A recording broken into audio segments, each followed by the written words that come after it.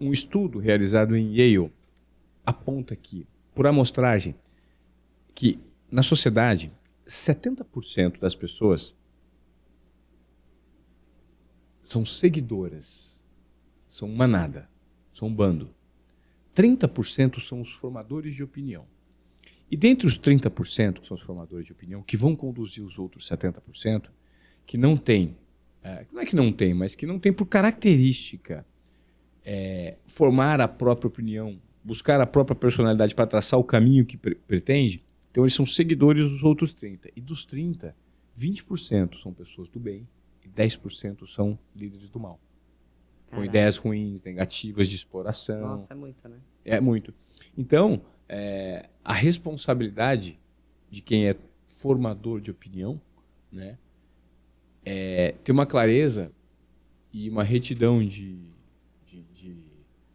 caráter, de bom senso muito grande para você se enquadrar nos 20%. Se você se propõe a ser um um formador de opinião para conduzir parte da massa, é uma responsabilidade muito grande. Demais. E hoje o que eu noto é que esse aparelhinho aqui, ele promove líderes, né, que propagam a palavra e que às vezes se passam pelos 20%, mas estão na cota dos 10%. Que não estão gerando resultados positivos para algumas pessoas. Exatamente. Tem muita gente que não é legal aí, mas sem discernimento suficiente, parte dos 70% da população acabam não percebendo. Sim. Né? Até porque é envolvente, chama atenção, enfim. É isso. Uma das coisas que eu reflito muito é sobre essa era da ostentação. Se a gente pensar que... Enfim, eu já escutei vários dados, eu não sei dizer exatamente qual que é o dado correto. Uhum. Mas o último que eu escutei é que só 9% da população ganha mais do que R$10 mil no Brasil.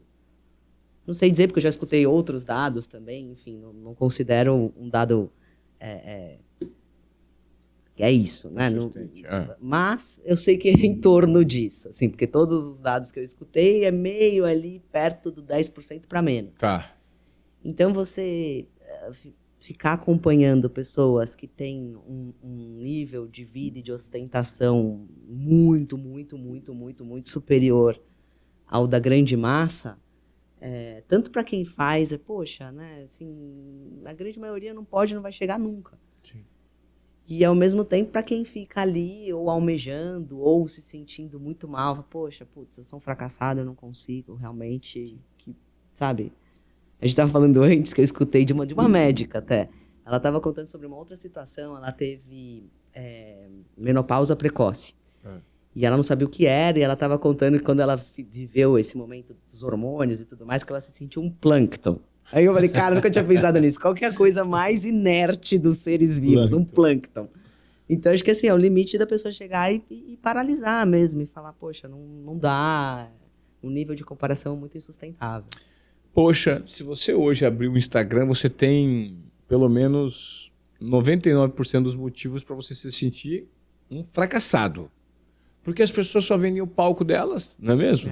Ninguém compartilha os bastidores. Não, e a nossa vida ela é feita de 95% de micro-derrotas no dia a dia. Exatamente. Você imagina se todo cliente que você fosse vender, Cara, a gente só tem problema. Eu tenho que arrumar o eletricista, vai na minha casa, deu problema não sei onde, o contrato que precisa assinar deu tudo errado porque o tipo não bateu, o meu filho está com problema na escola. Então, assim, a gente vive micro-derrotas. A gente não conta isso. Mas a gente quer posar para foto com a celebridade que está fazendo sucesso, para misturar a nossa autoridade com a dela, para falar que a gente também é sucesso. Né? Então, quando você está num dia cagado, ruim, assim, azedo, você abre o Instagram, ele se transforma no maior inimigo. Você vai se enterrar. Que é a sociedade da atenção, né? A sociedade da comparação. E a gente estava falando muito sobre o resultado que algumas drogas que existem na sociedade provocam no ser humano. Talvez a maior delas a gente não consegue se distanciar, é esse consumo massivo de conteúdo em que nosso cérebro não tem tempo sequer para assimilar. E a gente começa a entrar num looping de ansiedade, de achar que nós temos que fazer mais. E, por mais que você entregue hoje, por mais que você deve entregar um monte, assim, eu não sei quais são as métricas da sua vida, mas a gente é ativo, a gente faz as coisas. Sim. Cara, parece que nunca é o suficiente, a gente quer sempre entregar mais. Né? Nunca. Então, eu li uma frase esses dias que é assim, ó, nós vivemos tanto numa sociedade da exaustão que quando você tem tempo para descansar, ele vem acompanhado de culpa. Exatamente. Que loucura, né?